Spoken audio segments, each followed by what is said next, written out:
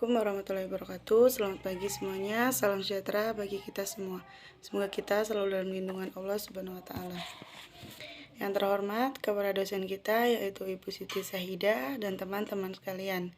Kami dari kelompok 8 kelas A ingin mempresentasikan hasil kerja kelompok kami yang beranggotakan Anggi Putri Rahayu sebagai pembikin makalah, Firly Afrinda sebagai pembikin makalah, saya sendiri Anggun Fitria sebagai pembikin PPT.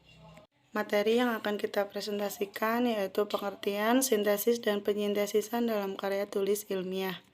Apa sih karya tulis ilmiah itu?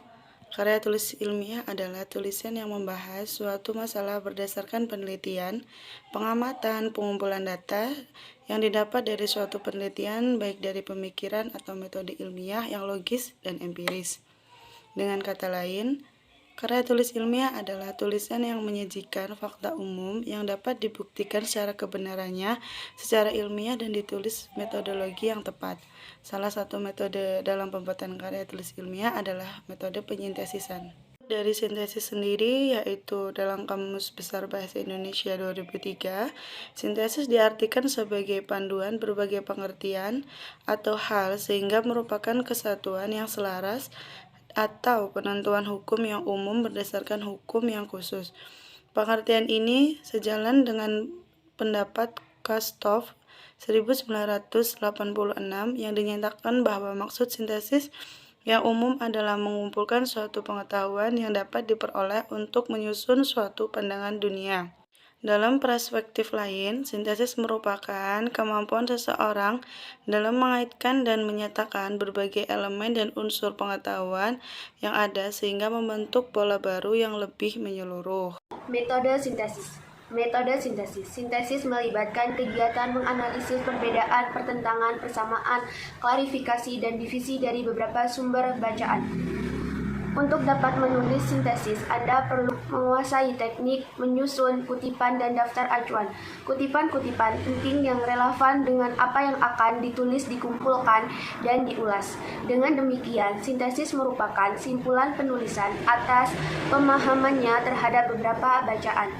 Metode sintesis melakukan penggabungan semua pengetahuan yang diperoleh untuk menyusun satu pandangan dunia.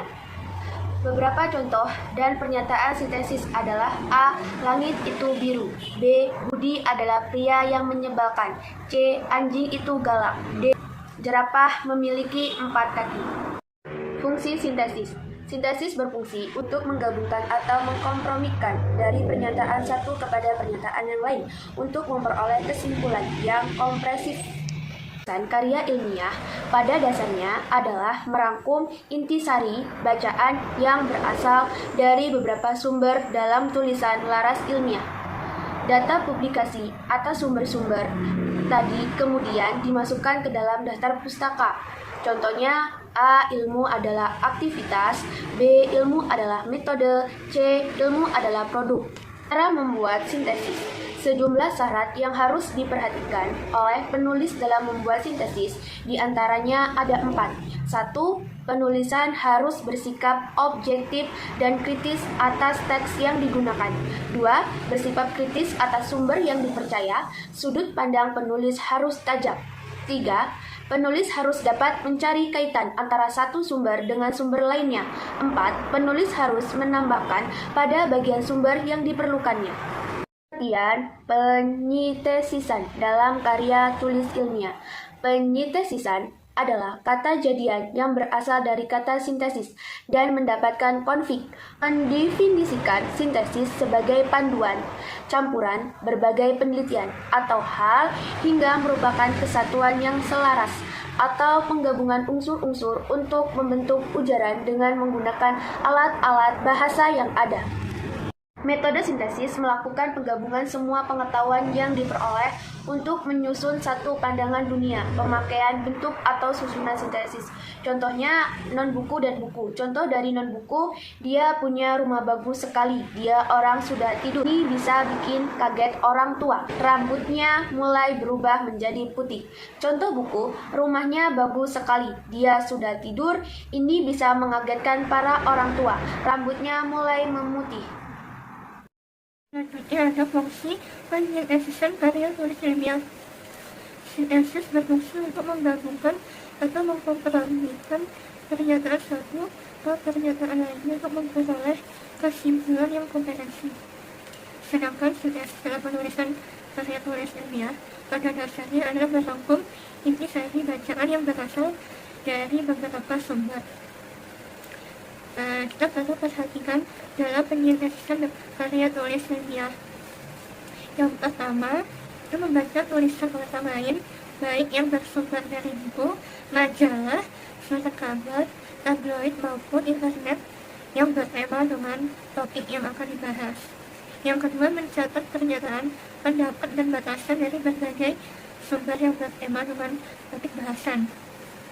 Yang ketiga, mengumpulkan berbagai catatan dalam buku atau bisa ditulis di komputer dengan file tertentu.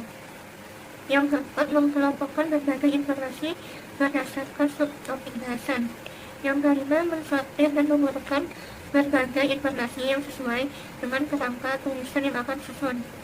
Yang keenam, menciptakan pengetahuan baru melalui memandu beberapa bahan bacaan yang berasal dari berbagai penulis lainnya dalam bentuk paragraf. Adapun cara-cara mensintesis karya tulis ilmiah, yaitu penulis harus bersifat objektif dan kritis terhadap teks yang akan digunakannya. Yang kedua, bersifat kritis atas sumber yang dibacanya. Yang ketiga, sudut pandang penulis harus tajam. Yang keempat, penulis harus dapat mencari kaitan antara sumber satu dengan sumber lainnya.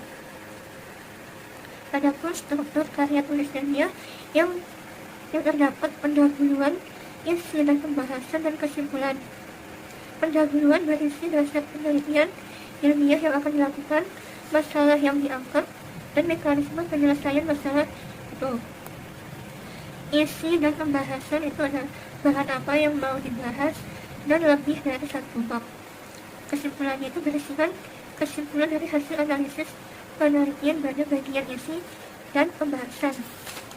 Adapun ciri-ciri karya tulis ilmiah yaitu reproduktif. Apa sih reproduktif itu? Yaitu karya tulis ilmiah yang ditulis oleh peneliti atau penulis yang harus diterima oleh pembacanya sesuai dengan makna yang ingin disampaikan. Yang kedua, tidak ambigu atau memiliki makna yang bermakna ganda atau lebih. Yang ketiga, tidak emotif. Itu karya tulis ilmiah ditulis tidak melibatkan aspek perasaan dari penulisnya, karena karya tulis ilmiah itu harus memaparkan fakta yang didapat dari hasil analisis penelitian, bukan dari perasaan subjektif dari penulisnya. Yang keempat, itu menggunakan bahasa baku.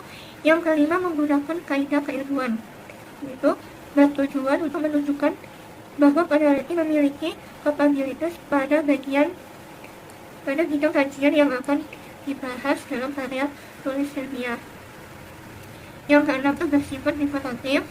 Itu karya tulis ilmiah harus menggunakan istilah atau kata yang memiliki satu makna.